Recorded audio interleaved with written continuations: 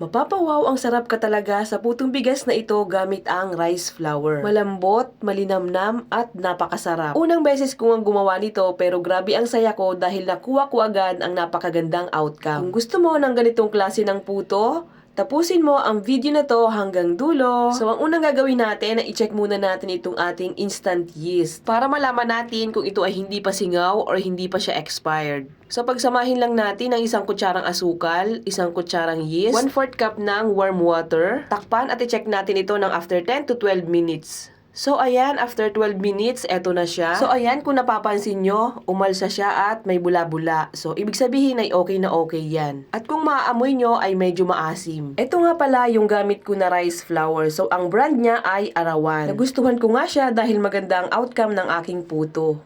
So, ang unang gagawin natin ay lutuin muna natin itong ating tansong. Ito ay makakatulong sa ating puto para maging fluffy or malambot. Gumamit lang ako dito ng 1/4 cup ng rice flour. Nilagyan ko siya ng 1 cup ng tubig. Then, haluin natin until matunaw. So, kapag na-dissolve na siya, ay buksan natin ang apoy sa low heat. At haluin lang natin yan until maging thick na siya or parang maging paste na siya. So, ayan, kung napansin nyo, pinalitan ko yung aking panghalo para maging komportable ako. Gumamit ako ng silicone na spatula. Huwag kayong mag-alala dahil hindi naman yan masusunog dahil nga mahina lang ang ating apoy at saka mabilis lang itong maluto. So, ayan, kung mapapansin nyo, parang paste na yung ating mixture. So, patayin ang apoy and then ilagay natin sa lagayan at palamigin. Gawin naman natin itong ating puto mixture. Gamit ako dito ng 1 3/4 cups ng rice flour, half cup ng white sugar, half tablespoon ng baking powder, and half tablespoon ng instant yeast, at 1/4 teaspoon ng asin. Then, i-mix lang natin ito.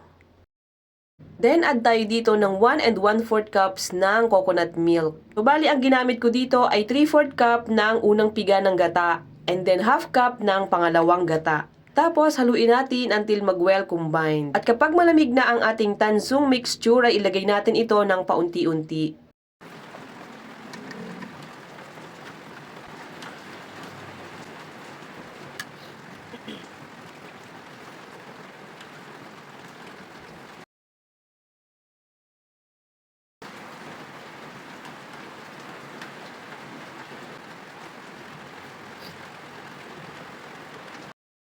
So, dahil medyo malapot yung ating mixture, ay nag-add ako dito ng 1/8 cup ng coconut milk. So, yung pangalawang gata. Then, i-mix lang ulit natin ito. So, dapat ay papakiramdaman nyo din yung inyong mixture. Kung sobrang lapot, ay mag-add kayo ng paunti-unti ng ating gata. Then, sasalain natin to para masigurado natin na walang buo-buo. So, ayan, eto na yung ating puto mixture. So, para sa akin ay okay na yung ganitong outcome, medyo malapot. So, ayan, takpan at i-rest natin ito ng at least 1 hour. So, ayan, after 1 hour, eto na siya. Umalsa na yung ating puto mixture. Alam nyo, ang bango-bango ng ating puto mixture para siyang amoy tinapay. Kasi nga, dahil naglagay tayo dito ng instant dry yeast. So, ayan, ilagay na natin sa ating mga puto molder. Ang gamit ko dito ay medium size. So, maglagay tayo ng mga 3/4 sa ating mga puto molder dahil aalsa pa yan. Sa mga gusto nga palang gumamit ng ganitong funnel butter, ay ilalagay ko ang link sa comment section. Maglagay ng tela sa takip, and then lutuin natin ito ng 20 minutes sa pinakamalakas na apoy.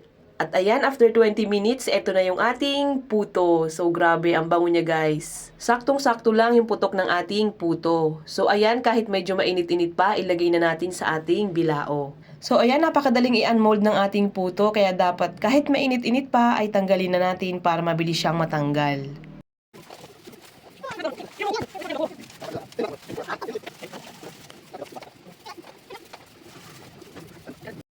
So, ayan, kung napapansin nyo, napakalambot at napaka-fluffy talaga ng ating puto. Nung natikman ko na nga, ay sobrang saya ko dahil nga sobrang lambot niya at saka napakalinamnam niya. Talagang lasang-lasa natin yung ating gata. At talaga namang napakasarap. At talaga namang nakaubos nga ako ng 10 piraso dahil nga gustong-gusto ko siya at talagang nasarapan ako. Sa recipe na to ay makakagawa tayo ng 28 pieces sa medium size ng molder. So, pwede natin itong ibenta ng 5 pesos each. Kung gusto nyo maglagay ng cheese sa ibabaw ay pwede naman, pero para sa akin ay okay na to dahil ang mas masarap dito ay kinayod na nyog. At ayun lang muna for today. Thank you for watching. Please follow, like, and share. Bye!